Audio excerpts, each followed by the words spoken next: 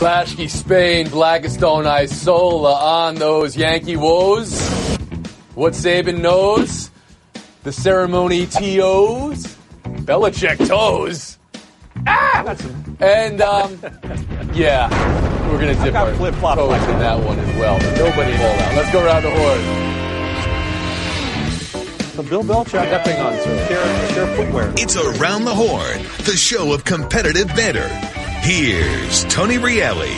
Start with baseball because I had a super sunny panel of sports writers on Friday who were super sure there was nothing wrong with the Yankees and the Red Sox were okay. Bill Blasky, you remember this, don't you? Sarah Spain, I believe you were part of this as well, just a little bit. Since that moment, the super okay Yankees got one hit, they scored one run, and then they gacked away a 3-run ninth-inning lead to blow it in 10, to fall back 9.5. The Red Sox pace right now is up to 113 wins.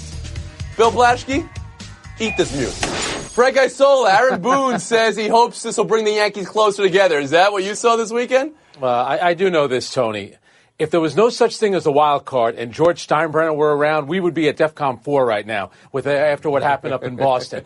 They're lucky that they have the wild card. That's what they need to be focused on. But with this series, what I would be concerned about, Severino got rocked again, and then Chapman blowing a save last night. Those are the two guys you're going to be counting on heavily, especially if you play in that wild card game. Kevin Blackistone? Well, now you know why they loaded up on relievers when everybody was talking about they needed help somewhere else. Right. If I'm worried, I too am the Yankees for the way that they blew that last night, for the fact they've lost 5 in a row, for the fact that they're a sub-500 team for about their last 40 games. And I know they're missing some people, but that all adds up. Now, they're still a great team, but the team that they're looking at right now, the team that swept them over the weekend, is playing at a level that no one's seen in a very, very long time. So this is more about the Red Sox to you then. Okay. Absolutely. Sarah Spain, how about you? Yeah, you can dog us for what we said on Friday, but that's what we said. Yeah, we'll find out who this Yankees team is when they're not facing a Red Sox team that's doing unbelievable things, and that's the truth. The question was about the Yankees and the Red Sox, though. It wasn't about what's going to happen in a month from now. It was about what happened this weekend. That's what the question was, and we saw what played out. It's all right. Take your medicine. And it happened exactly like we said it would, which is the Red Sox are a much better team, which is unrelated to the question of today, which is, do you worry about the Yankees? Are they going to build off this? They've got the easiest schedule in August of anybody remaining. They have 3 series with teams that are on pace to lose 100 games. But you get to September, and they have series with the Mariners, with the Athletics, 2 teams within 5 games of the wild card. So if they don't eat make hay while the sun shines in August, then they're pretty screwed when comes September. So we'll find out in the All right. And now we're going to find out Bill Plaschke, where he is today. Exactly right. I'm with Sarah, shoulder to shoulder on this one. If this was any other team that had played at the best team in baseball at their park and lost 4 games, you say, stuff happens. But it's the Yankees. The Yankees are in trouble. Okay. There's still a top 3 team in baseball in the American League in runs, in pitching, in run differential. They are averaging, without Sanchez and without Judge, are averaging more than a run fewer per game. Both those guys are coming back. And they're going into Chicago to play the White Sox this week. They're going to be just fine. We were panicking. It's about the Red Sox, not the Yankees. I, for one, am impressed by this Bill Plaschke not pressing the panic button. So I'm all right with that. The idea, though, that they're missing guys. Well, the Red Sox have been missing guys for parts of this season. And they're 45 games over 500 at the first week of August. What are they doing so well, Isola? Well, their lineup has been outstanding, Mookie Betts and Martinez. But think about this, Tony. They sweep a series against the Yankees. Chris Sale didn't even pitch. So this should have been a time where maybe the Red Sox took a step back. Instead, they're running away with it. And how about our guy from Seton Hall Prep, Porcello? These Yankee games never end under 2.5 hours. He pitched the gem on Friday. Blackistone? 9.5 games up, on pace to win 113, 114 games, which is what the Yankees did back in 1998. That is super good. And what you said, they're doing everything, and they're doing things in clutch moments like what you saw last night. Spain. Yeah, amazingly enough, because we're so set on trying to compare the Yankees and the Red Sox, because at one point it was very close, I think we're somehow underestimating Boston. We're not talking about them enough because they are on pace for such an incredible year. We're too busy trying to compare them to a team that's clearly behind them. It's almost like somebody said that on Friday amidst the cacophony of noise and wasn't allowed that voice. You're talking Plaschke in Spain, take your medicine. We're moving on. Let's talk Tonight outside Ohio Stadium, a planned rally for Urban Meyer, a petition for him to keep his job, reportedly with some 26,000 signatures. Urban's Friday 4:30 p.m. press release and Zach Smith's media availability at the end of last week. All while Ohio State's investigation continues and a ruling is expected within 14 days, the university says. Sarah, does Meyer's admission that he knew and, quote, elevated the issues to proper channels at the university provide an adequate explanation to you? Absolutely not. If he knew about the incidents in 2009 and 2015, then was he firing him over the protective order that was violated? Because he didn't believe those incidents were anything. He referred to both of those incidents as nothing. Then why was he fired? Was it because he realized as the reports came out that we were going to understand the level of protection that was afforded to Zach Smith over the entire almost decade that he coached with him off and on? To me, that's the question I have to ask. Why did you then fire him here? And if you did fire him and you knew that this was a guy who's been working with you for years and whose grandfather you called the biggest influence in your life outside your own father, didn't you expect people to ask why he was fired? So why wouldn't you have a statement prepared about any employee that you planned to let go, particularly one that people have associated with you for so long? So why then, when he was asked 9 questions about it, did he not only not have proper answers ready, but flat out lie and say he didn't know about it and say he'd just gotten a text and then again say that these issues were nothing? Even now his wife was texting Courtney Smith and saying, I'm afraid of Zach Smith. You should get a restraining order. I'm so sad you're going through this. How do you reconcile the different responses from Shelley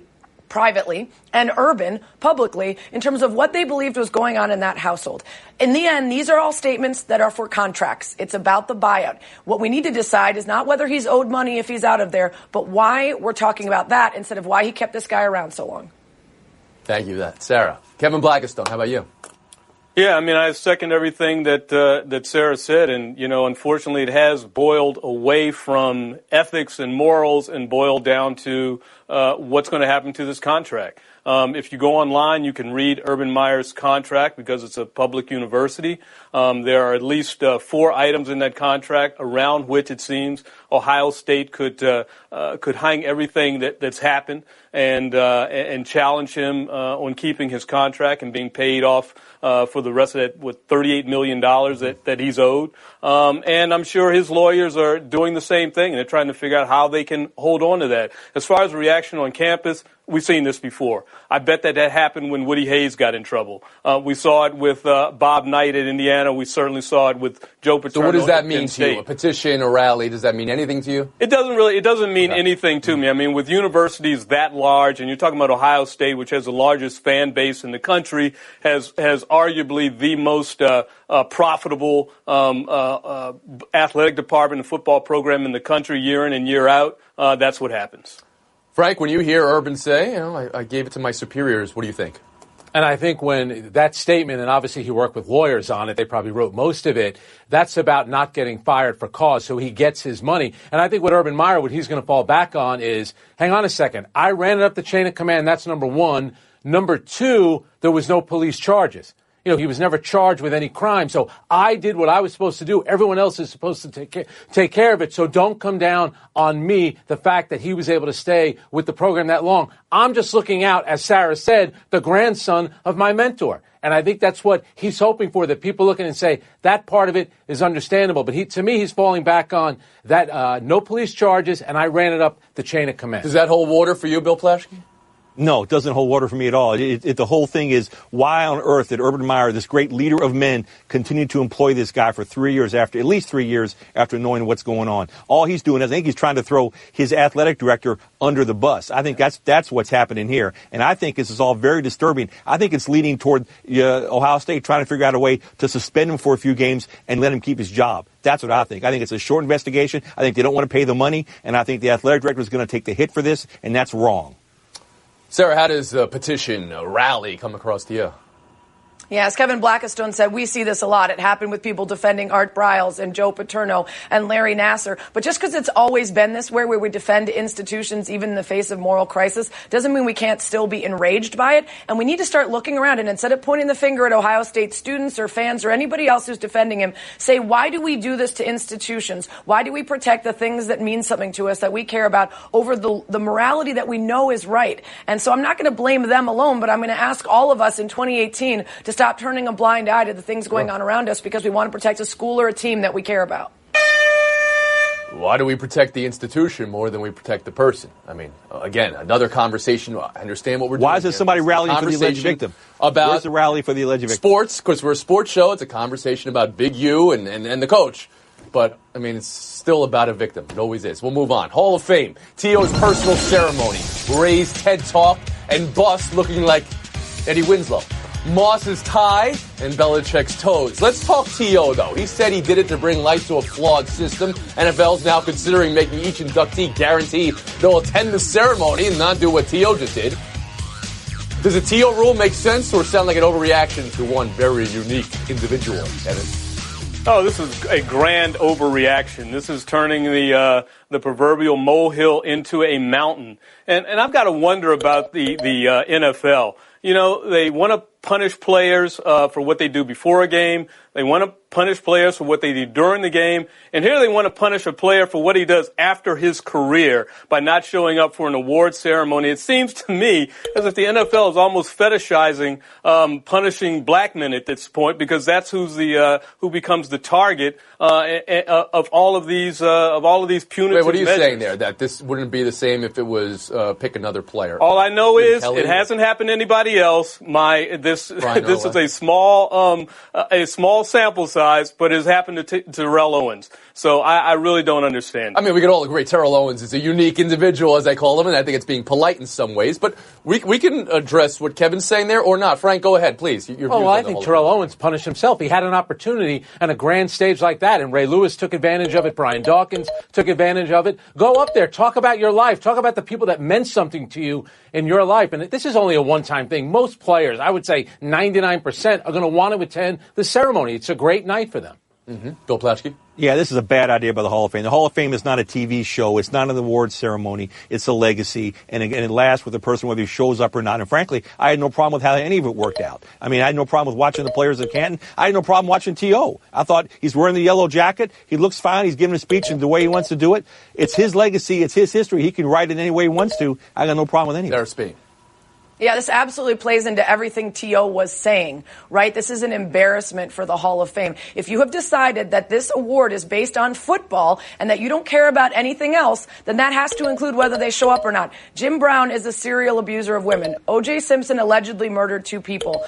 Lawrence Taylor is a registered sex offender. The list goes on of guys that you are allowing into your Hall of Fame. And then you're going to decide, but if you don't want to show up and get an award, that's taking it too far. Pick a lane, Hall of Fame. This is awful. Just stupid.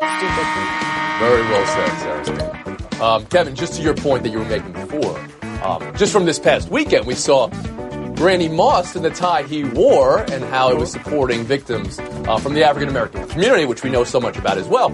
And the NFL, of course, seemed to embrace that. At least I think we can see that. They did. All I'm saying is when you look at their punitive measures, who has been affected by those? Whether it's kneeling before a game, whether it's penalties in a game, or now whether it's someone after their career is over. We'll allow that to be the last word. Taking a break right here by ourselves. Around the Horn is brought to you by Infiniti. Empower the drive. Ow. Yep, you guessed it. I'm a speed bump, so I've got one job. I slow you down. So imagine how I feel about Geico, who does way more. Like, not only could they save you money on car insurance, but they've been around for over 75 years, giving people fast and friendly claim service. Ow. Plus, they got a nifty mobile app that gives you 24/7 access. Ow. Just doing my job, buddy. Geico. Expect great savings and a whole lot more. Buy or sell. No one came up to me, the whole spring, coaches included. No one asked me how I felt. No one asked me what was on my mind. So now it's like when we try to kind of handle the situation now, for me it's kind of late. It's too late. The narrative has already been created. Does Jalen Hurts have this right, Bill Plaschke? And how do you think Nick Saban will respond to Jalen Hurts' view of things? I think he's got it right. This makes Alabama look so bad. This is a coaching staff that makes a combined more than $15 million a year. And when not one coach can take the time to talk to the unpaid student athlete to help get him through this tough time, shame on Alabama.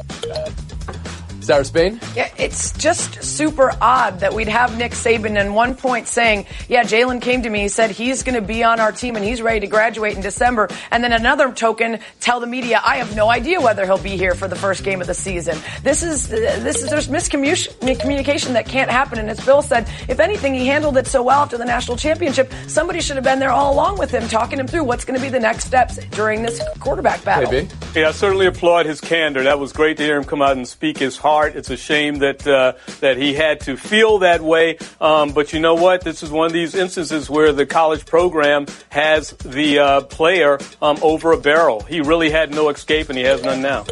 Frank Isola. I find it hard to believe that nobody spoke to him between the national championship and what his role might be. I would say this, though. If you're not going to use him, why not tell him over the summer, you can stay here, but if you want, you might be better off transferring. I don't mind saying that. I just find it hard that there's been no communication. You find it hard to believe, as in you think there was, and Hurts is mischaracterizing it here? Exactly. That's what I think. I don't think he's lying. I think his version is probably different than what the coaching staff's version is. Buy or sell two. Biggest story in sports or the world this weekend, at least in some avenues. Trump on LeBron. How the sports world responded, how the world responded, what it means, what it doesn't mean, and for our focus here, how the NBA's league office responded. This Adam Silver statement. Sarah, NFL's tried to react to what Trump has said before in the past. Not sure you'd consider those things a successful endeavor on the league side. Is the NBA's position any more assured? I think so, because I think the Roger Goodell statement in response to Donald Trump calling players SOBs was very specific about Trump, and people still don't characterize the way Goodell and any of the NFL owners feel about the anthem policy any differently because of that statement. I don't think anyone's going to feel differently about how Adam Silver and a very progressive NBA feel about some of the interactions between Donald Trump and players differently after the statements, which was really mostly just about LeBron and not even about the president. KB. Yeah, exactly. I mean, it was I found it a tepid response to all the things that the president said. It read not unlike Michael Jordan's, where he basically stood up for the face of his league, LeBron James, without critiquing the words that everyone else was responding to. Right, Isola. Yeah, and Michael referred to him as LJ. It's actually LBJ. I think Adam Silver doesn't want to be drawn into a schoolyard fight. That's why he didn't mention the president. And if you're LeBron, he's doing the smart thing. Just say silent. Everyone is coming out and supporting you. You don't need to say anything at this point. Go play. Yeah, I think Adam Silver is very smart here. We all ripped the NFL for trying to engage, like Frank said, in the schoolyard fight with the president. He didn't do that. He just said, we're backing our guy. The whole NBA backed this guy. It's a really shiny moment for LeBron. Buy or sell three. Las Vegas Aces' decision to not play Friday night versus Washington. 25-hour traveling ordeal. Team did finally make it to D.C., but held out from playing in the game. Asia Wilson said they want us to land at 1 and play at 7, not healthy. Well, the WNBA has to determine forfeit or not, and what that does in the standings and playoff picture. A debate about players' rights. Where do you come down on a team deciding to not play a game, Kevin?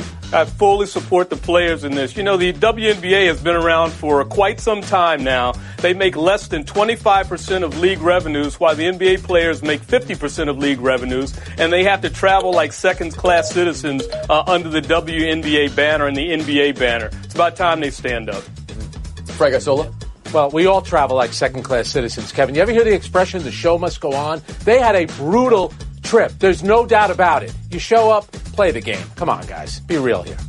Bill Plaschke. No, KB, you're right. They need to stand up against the NBA for not supporting them the way they should. But you don't stand up here. You play the game. You're at them. You don't cost the fans. You don't hurt the fans. You don't hurt the image. You go through. You stand up in the offseason. You don't stand up now. Mm-hmm. Sarah Spain. I hate to play the outcome here, but while I would like to say I agree with KB that they needed to stand up for their health, at the same time, once they arrived there, if the end result, which the WNBA has not yet figured out, is a forfeit, then wouldn't they be as well served to go out taking care of their health, barring for any injury, and try to at least go out and win the game? Because if they catch a forfeit, it's going to be all that travel for nothing.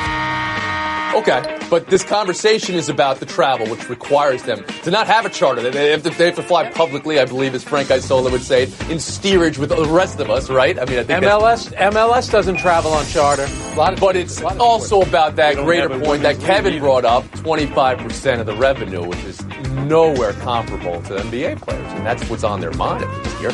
On our mind right now is a showdown, and it's going to be Sarah Spain, Blackstone, so we say goodbye to Bill and Frank. Spain. Stone next. us all the way in Showdown with Sarah Spain and Kevin Blackstone. Only time for one. Mike Scioscia, dismissing all talk. He'll step down after the season. Here's what he said. And the only word I have for it is poppycock. Sarah Spain, a question I've waited my whole life to ask. Poppycock or no poppycock? Well, only the front office knows if it's poppycock that he's going to keep his job or not. But what I know is that we don't say poppycock enough. I also vote that we say more kerfuffle and haberdashery. Well, of course, I know a lot about haberdashery, as you can tell, because I look quite distingué as I'm sitting here in this monitor, all right? Poppycock, beautiful use of the word. Another word that's been lost in our vernacular these days. Bring it back. All for it. Well, there's some words we need to lose, like narrative and problematic, Kevin Blackstone. I believe you know that. And like the lenses in your glasses, there are none. Sarah Spain, rigmarole, FaceTime. Well, a mural of Dak Prescott, the Cowboys quarterback, just showed up in Dallas looking like one of the characters from Get Out, with the tears streaming down his face, shocked face. And a lot of people are being critical of the way Dak responded to Jerry Jones' edict that his players would stand for the anthem or essentially get out. And I think, unfortunately, you can no longer just take the side of, I stand for the anthem, that's what I do, I respect the national anthem, because at this point in the debate, it has gone far enough that you are aligning yourself with not only the anthem, but with all the other people that are in opposition to your fellow players of color that are trying to speak out about this issue. So while Dak is allowed his opinion, I understand why people are critical of him essentially saying nothing. Well, there's a counterpoint, because I read a good piece in The Undefeated from Brandon Simio-Starkey. He's not a race traitor for thinking there's a better way to protest, even if he would vote for Obama a third time. We'll see you tomorrow.